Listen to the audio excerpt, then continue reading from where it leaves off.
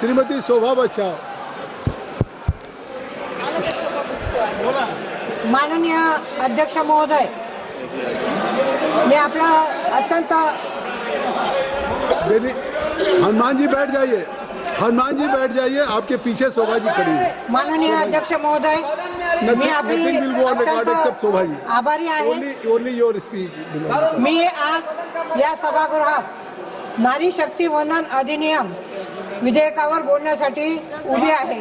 हे केवळ एक विधायी प्रस्ताव नाही, तर भारताच्या लोकशाहीला अधिक समावेशक आणि अधिक प्रातिनिधिक बनवण्याच्या दृष्टीने एक ऐतिहासिक संधी आहे। जर आपण इतिहासाकडे मागे होऊन बघितले तर जवळजवळ 100 वर्षापूर्वीचा तो काळ आठवतो, जेव्हा महिलांना मतदानाचा हक्कही नव्हता। अशा परिस्थितीत भारतीय राष्ट्रीय काँग्रेसने सरोजिनी नायडू यांना अखिल भारतीय काँग्रेस कमिटीच्या अध्यक्षपदी निवडून महिलांच्या नेतृत्वावर ठाम विश्वास व्यक्त केला। त्या निर्णयाने भारताच्या लोकशाहीला महिलांच्या सहभागाचा पाया घातला।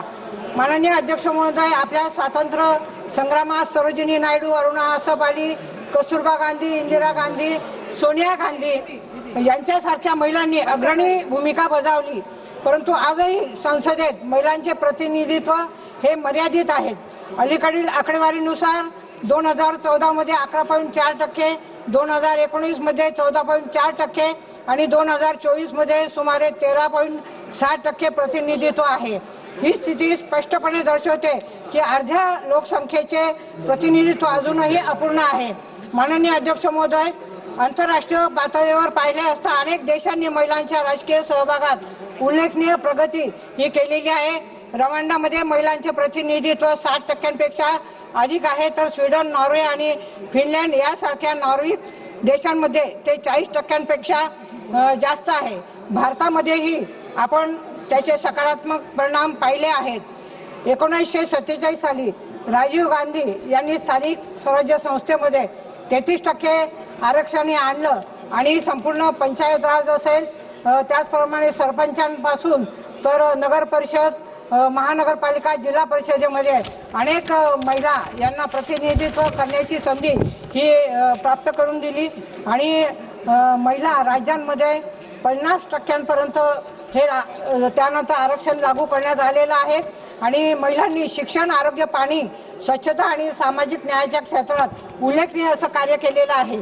अध्यक्ष महोदय, मी धुळे जिल्ह्याचे प्रतिनिधित्व करते।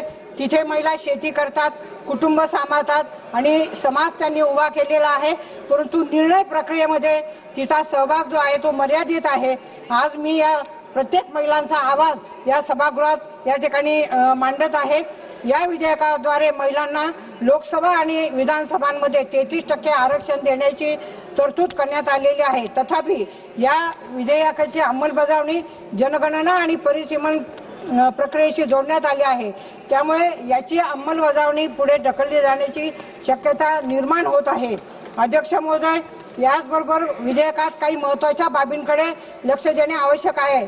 विशेषतः ओबीसी महिलांसाठी स्वतंत्र आरक्षणाचा विचार हा केला पाहिजे। एसटी, एनटी असतील, जेणेकरून हा कायदा खऱ्या अर्थाने सर्व समावेशक ठरेल। अध्यक्ष महोदय, या विधेयकाच्या संदर्भात देशातील विविध राज्यांमध्ये प्रतिनिधित्वाचा समतोल राखणे देखील तितकेच महत्त्वाचे आहे। परिसीमन प्रक्रियेमुळे काही राज्यांमध्ये, विशेषतः दक्षिण भारतातील राज्यांमध्ये प्रतिनिधित्व कमी होण्याची भीती व्यक्त केली जात आहे। या राज्यांनी लोकसंख्या नियंत्रण आणि विकासाच्या क्षेत्रात केलेल्या प्रगतीची दखल घेत त्यांना न्याय प्रतिनिधित्व मिळेल याची काळजी घेणे आवश्यक आहे। अध्यक्ष महोदय, महिला आरक्षण हा केवळ प्रतिनिधित्वाचा प्रश्न नाही, तर तो भारताच्या लोकशाहीच्या गुणवत्तेचा प्रश्न आहे।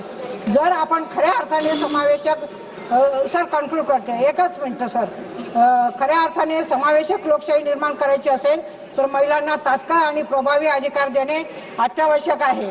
अर्ध्या भारताचा आवाज दडून ठेवून पूर्ण भारत उभा राहू शकत नाही, ही वस्तुस्थिती आपण सर्वांनी स्वीकारली पाहिजे।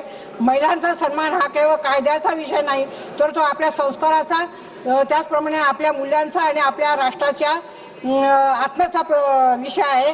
हे बिल म्हणजे कहीं पे निशाने, कहीं पे हे बिल म्हणजे कहीं पे निगाह है कहीं पे निशाणा है. महिला विधेयकाचा मुखवटा घालून दक्षिणेकडील कृपया समाप्त राज्य करें. ओबीसी ग्रामीण भाग यांचा हक्क डावलणारे डिलिमिटेशन आणण्याचा प्रयत्न आहे. एक महिला म्हणून आमच्या खांद्यावर बंदूक ठेवून राजकीय स्वार्थ साधणाऱ्या या विधेयकाचा मी ठाम विरोध करते. एक 2 ओळी पंक्ती सांगते. कोमल है कमजोर नहीं तू, शक्ति का नाम ही नारी है, जग को जीवन देने वाली मौत भी तुझसे हारी है. धन्यवाद अध्यक्ष. श्रीमती डी.के. अरुणा. श्रीमती डी.के. अरुणा.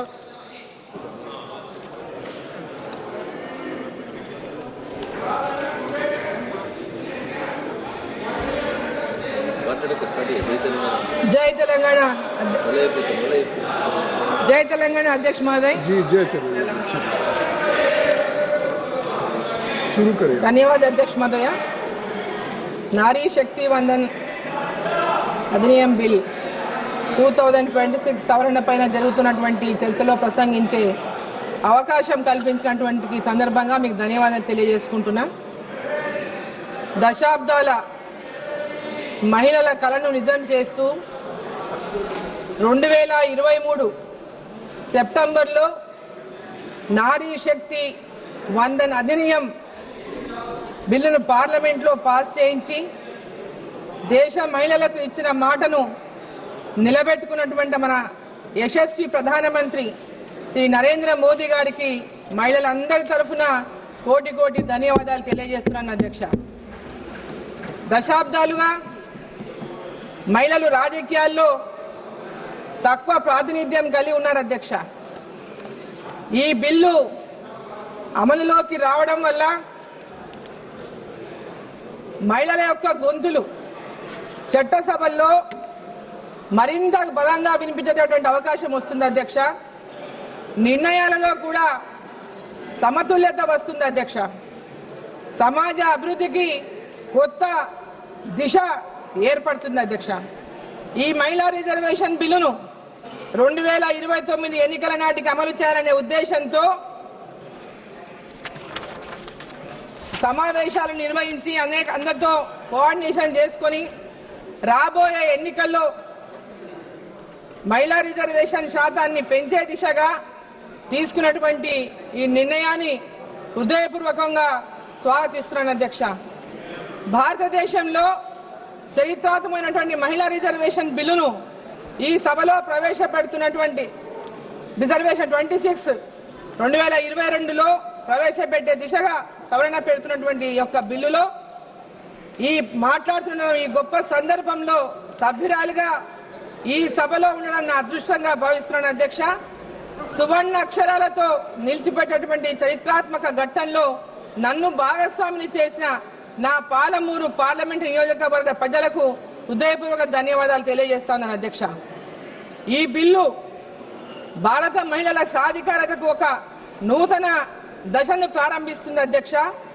మహిళల ప్రాతినిధ్యం పెరిగే కొద్దీ దేశ పాలన మరి ఇంత సమగ్రంగా సమానత్వంతో ముందుకు సాగుతుంది అధ్యక్ష. వంటింటికి పరిమితమైనటువంటి మహిళలు నేడు అన్ని రంగాల్లో వారి సమర్థతను చాటుతూ భూమి నుంచి దివి దాకా మహిళలు ఎగిసినారు అధ్యక్ష. మరి చట్టసభల్లో కూడా ఈ మహిళలు రావడం వల్ల ఈ దేశ ప్రగతిలో వారి భాగస్వామ్యం అవసరం అధ్యక్ష. అధ్యక్ష నిన్న ప్రియాంక గాంధీ గారు మాట్లాడుతూ అధ్యక్ష ప్రియాంక జీనే कल ये बोला अध्यक्ष Motilal Nehru ji was the first to speak about equal rights for women in politics 1928, but even here Priyanka ji has once again put her family first. 3 years before 1928, in 1925 Mahatma Gandhi ji had already declared, as long as women of India do not take part in public life, there can be no salvation for the country.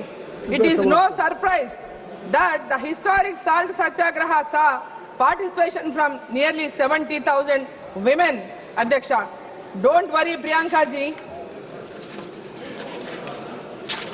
Whenever you think of keeping family first, we will remind you to keep India first. Adhyaksha, Kajipur, Telangana. Telangana में एक important विषय भी बोलना है, खास अध्यक्ष बहुत लोग बोल रहे हैं यहाँ पे। कृपया समाप्त करें। अरोड़ा जी, एक मिनट अध्यक्ष। తెలంగాణ में ఈ రోజు తెలంగాణని ఆ రోజు తెలంగాణ కోసం మాట్లాడని వాళ్ళంతా కూడా ఈ రోజు సభలో తెలంగాణ గురించి చాలా మాట్లాడుతున్నారు అధ్యక్ష. తెలంగాణ ఉద్యమంలో ఏ రోజు కూడా పాల్గొనని వాళ్ళు ఈ రోజు ఈ సభలో మాట్లాడడం దురదృష్టకరం అధ్యక్ష. ఒక ఓటు రెండు రాష్ట్రాలని కాకినాడలో తీర్మానం చేసిన పార్టీ బీజేపీ పార్టీ అధ్యక్ష. పార్లమెంటులో బిల్లు ప్రవేశపెట్టిన రోజు బేషరతుగా మద్దతు ఇచ్చినటువంటి పార్టీ బీజేపీ అధ్యక్ష.